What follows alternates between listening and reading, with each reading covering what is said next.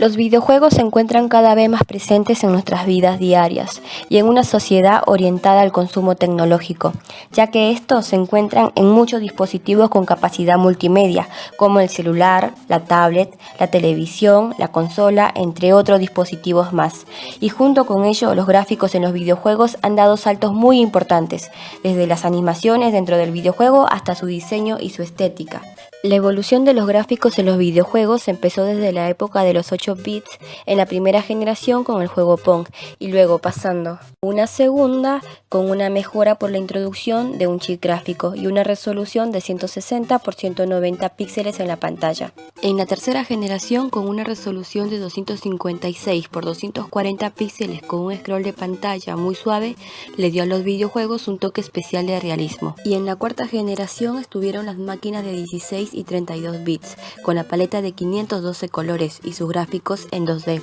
Ya en la quinta generación llegaron los gráficos en 3D, otorgando a sus usuarios una experiencia visual más agradable y entretenida. En la sexta generación la evolución fue bastante clara, ya que supuso la consagración definitiva de los gráficos en 3D,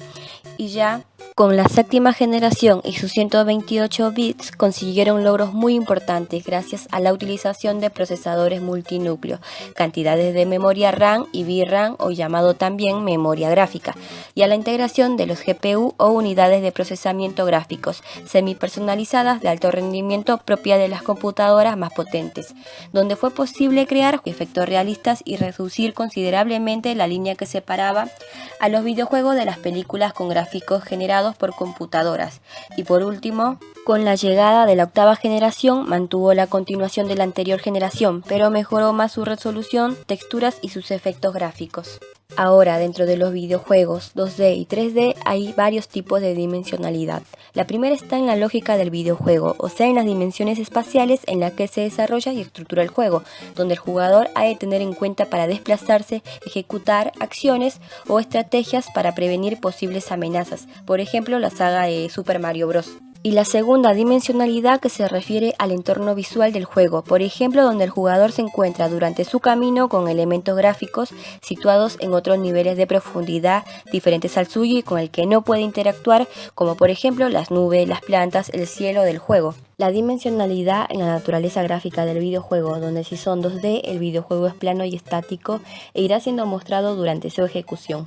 Este tipo de videojuegos contienen imágenes de gran tamaño para llenar el fondo de la escena y serán movidas durante su ejecución de izquierda a derecha y de arriba hacia abajo para simular su efecto de desplazamiento por el mundo virtual que representa. Y por otro lado, por pequeños gráficos animados que se superponen a los anteriores para ilustrar a los personajes animados. Todos estos gráficos pueden haber sido generados en su momento mediante cualquier técnica de ilustración 2D o 3D, pero son incorporados como imágenes planas que finalmente son convertidos a píxeles para generar gráficos planos bidimensionales. Los videojuegos basados en gráficos en 3D cuentan con diseños poligonales y durante la ejecución de un videojuego, su motor gráfico tendrá que ir resolviendo visualmente cada instante del mismo dependiendo de la posición de una cámara virtual, teniendo en cuenta parámetros como la distancia, la perspectiva e incluso la iluminación de cada espacio, calculando la apariencia visual de los objetos, espacios y personajes. Sobre las técnicas gráficas de los videojuegos hablaremos sobre la renderización, que se trata de una interpretación de todos los elementos de una escena, para luego obtener una imagen final fotorrealista. En los videojuegos normalmente se realiza un mapa pre-renderizado, donde ya los desarrolladores renderizaron, por ejemplo, el suelo, las paredes, los objetos y los han convertido en video. El renderizado en tiempo real se realiza nada más a los personajes y boots, para que los videojuegos gasten mucho menos, aunque la calidad del videojuego baja muchísimo. Ahora en la actualidad, para que no pierdan calidad los gráficos visuales, la mayoría de los videojuegos actuales se renderizan en tiempo real. Y con el anti-aliasing permite suavizar los píxeles de un objeto o aumentar o disminuir la calidad de textura dentro de un videojuego para que este no se vea como una escalera. En conclusión, los videojuegos han llegado a ser parte importante de nuestro entretenimiento y de nuestra cultura.